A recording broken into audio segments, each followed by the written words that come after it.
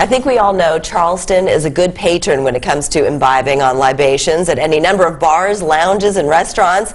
And those aforementioned centers of hospitality are good stewards of promoting locally made products, stocking their shelves with everything from homegrown beer to wine to whiskey. Our first guest is Pixie Paula. She owns Local Choice Spirits and Striped Pig Distillery, and she's here to tell us more about her passion for locally made products and how she's working to help uncork dreams. Thanks for being here. I'm delighted to be here. All right, you are a wonder. First of all, let's get to know you a little bit better. You have 9 children. Yes, ma'am. I gave birth to 9 children. Oh my goodness gracious. What are their ages? The youngest just turned 18 this past weekend, and the eldest is 35. Oh my goodness, well congratulations. Thank you. I actually have 5 grandchildren now. Oh, you do? I'm Your grandmother? as the hip-hop grandma. Hip-hop, well, you certainly are very hip, and it just is amazing to me that not only did you have 9 children, but you are a female entrepreneur, and you're doing incredible things here in Charleston and the food and wine scene. So let's talk a bit about your company and how it got founded. You kind of wanted to test, I guess, this industry that was mainly male-dominated. Is that right? That's correct. My history has always been in male-dominated industries, from finance to real estate development, and then moving into spirits. And who could have known? You know, it's like, I think about where I came from in the sleepy Northwood corner of Connecticut, and now I'm in the middle of a lot of high visibility branding and loving Charleston for what it offers to the entire marketplace and the world. And spirits, I say, well, we're not really selling spirits, we're selling inspiration. And this model just opened up the opportunity to bring people love fellowship and community, and as you said, imbibing anyway. What greater place than Charleston to educate people about what's behind their spirits, what's in their spirits. Yeah, most definitely. So, but I'm still curious how the transition was made from finance and real estate to alcohol. I actually got, it came into the industry on a technology play, looking at a technology that actually happens to rapidly mature spirits. And when I looked at that industry, and more importantly, looked at the Tax and Trade Bureau and code around the distribution of alcohol, I thought, oh my goodness, there's such huge opportunity in here to navigate a space that is completely regulated, highly controlled, very redundant, a lot of waste. And that kicked me and my think outside of the box opportunity thinking cap into gear to say, what's a model that I could create here that would leverage what's going on in the industry, remove the redundancy, create an economic model that was very profitable for the investors. Traditionally, and the producers. Traditionally, less than 10% of brands that hit the marketplace are going to be successful. Right. And when I looked at that, there's a lot out there. There's a lot of competition. There's a lot launching, and the reason they primarily fail is interruption of capital, interruption of supply, and not being able to navigate the rules and regulations in a highly regulatory industry. That's very learning interesting. Curve. That's really interesting to me, because from a layperson's perspective, to me it would just seem like there's a glut of product out there, and there's always something new coming up which pushes the others aside. But you have to wonder why there's some mainstay brands that are there generation after generation after generation. So is that kind of your goal, that you want to see these brands that are sitting on this table for future generations? For sure. We have over 30 brands, and the glut comes from the fact that people chase the romance and the fantasy about being sold for $1 billion to one of the major conglomerates. So they're chasing that. Also, they love the craft. It's a creative process. This is like having a baby. It's no different. It's like, you know, all of these are my well. babies. And so you put it out there and you're like, oh, this is really great. And you're serving people. You're ministering to their needs. So much happens around fellowship. How many bartenders say they're really psychiatrists? Right. So the industry itself is great, and there was huge opportunity in leveraging that. Certainly. Well, I want to talk, we have to take a break, but I want to talk about some of the brands that are on this table right here. I see one in which is Boone's Bourbon. Of course, that's Tyler Boone that you've been working very closely with, and this is really taking off. He's headed out to California. It's going to become big there as well. It's going to be so huge. Congratulations to him. And I also am eyeing this Pixie Bubbles. So we're going to crack that open during the break. We'll be right back.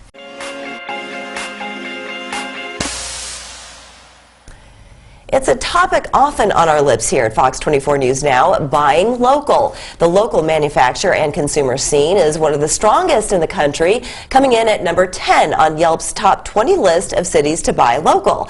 Well, we've been chatting with Pixie Paula, owner of Local Choice Spirits and Striped Pig Distillery, and we've been talking about the rich and ever-growing beer and spirit scene that she's helping to foster. So before we get into what's next for 2019, you've already done so very much. You've also poured us some Pixie bubbles, which looks delicious. I have to take a little sip, though. Let's toast. Yes. Cheers. Cheers to 2019. 2019. Everybody. Absolutely, and there's a lot of great things to come. Now, this is called Pixie Bubbles, and Yes. you go by Pixie Paula. So let me ask you, why Pixie? Pixie is, by definition, a sprightly little tiny thing that creates a lot of magic, and that's what I'm known for. So it stuck. When I was a young girl, my mom used to put a bowl on my head and give me a pixie haircut, so I was always wearing the pixie haircut through like 4th or 5th grade, maybe 8th grade. And then I'm tiny, as you yes, you are. People say I create magic, so it's Pixie magic. It stuck. Well, you've got a lot bottled up into a very small frame, and so we were talking about some of the brands on this table, and they range from whiskey to champagne to, well, this would be considered sparkling wine. This is sparkling. Sparkling wine, vodka, Boone's bourbon. Now, some of this is created here, and then other ingredients are sourced elsewhere. So, for instance, the Pixie Bubbles, this comes from grapes in Livermore, California. Livermore, California. Yes. Yeah. So I'm actually considered an expert in beer, wine, and spirits, import and export. And the whole idea of my model is a partnership model that brings people together from all over the globe, and we help to make a difference in our local neighborhoods, and that's why we're called Local Choice. Also, we created a program to give $2 a bottle back for anybody who is purchasing our products locally in conjunction with a fundraiser or a community education program. Wonderful. And that's what makes it local. And that number is transparent, identifiable, and you can use it to create an ongoing fundraising mechanism, because where is the most of the imbibing happening? Usually it's attached to a fundraiser or a community education or a gala, and no one was leveraging the bar, and I said, let's leverage the bar. Let's give back to our communities and be the... Look, spirits is the most lucrative industry on the planet. And if we could capture the redundancy and the waste in that model and shift it back to our consumers in exchange for brand loyalty, we could put up playgrounds while we're having martinis. Sure. And that's the model, is working together to capture the highest economics for the betterment of the whole community. Hence, Local Choice. Right. And I know I keep going back to Boone's Bourbon, and I only do that because we've talked to Tyler Boone directly, and in talking with him just throughout the weeks and months, he does a lot of promotion for this brand. So it kind of sounds like when you pair yourself up with other people who are interested in creating a brand, creating a product to sell in the marketplace, that it's really kind of up to them, that their success is their own, and that they can promote as much as they want to, that they can further it as much as they want to. Do you also help with the marketing aspect of it? So the traditional model in this industry with a lot of celebrities is that they're what they call endorsement deals, and they're getting paid, they're really being paid just for their visibility. I call it the vanity play. My model was, these guys are, if you find the right partners, remember this is a partnership play, that together we could achieve more, right? Yeah, and that the whole will always be greater than the sum of its parts. So we come together, share the resources that we have as a team, and that has the greatest chance of success. So it also filters for me which artists and talent are really committed to being in the spirits business, as opposed to, oh, it's just another vertical in their marketing. And Tyler has done an excellent job, all of my partners have, that's why they're my partners, in really promoting who they are, what the platform is, what opportunities we bring to the world. And it's kind of exciting. It's a very unique and different model. It doesn't work for everybody, but for the people who know that they're going to go further if they go together with a strong team. And we are a strong team. It's not just me. We have a team of over 13 people in-house that are working on daily business who have spent more than a decade in the spirits business, so they know your greatest path to success.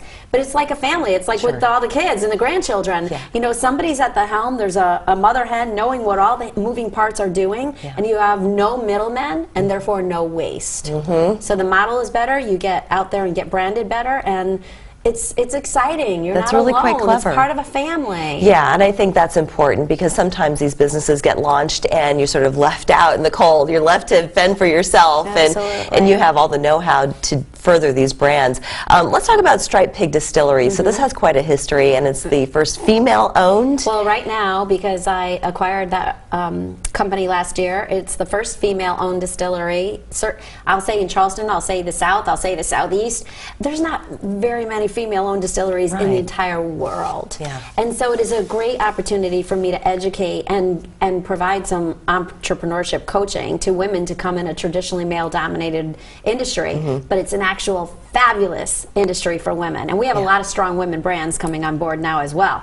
Yeah, tell us more about that. We've got about 45 seconds left. I've got the Braxtons, I've got Tiny, I've got local female artists who are coming on board, and they're just saying, how do we as strong women get together and create some brands and brand awareness? You know, we're people first, product second.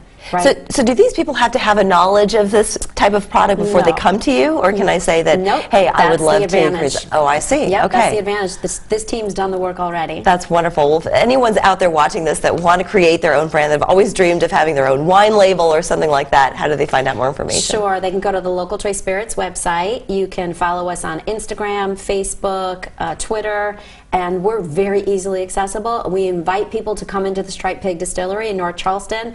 We're open 6 days a week. We love people coming in to visit us, and we provide that education. That's wonderful. Pixie, Paula, thank you very much. Thank you so much. We're back in 2 minutes.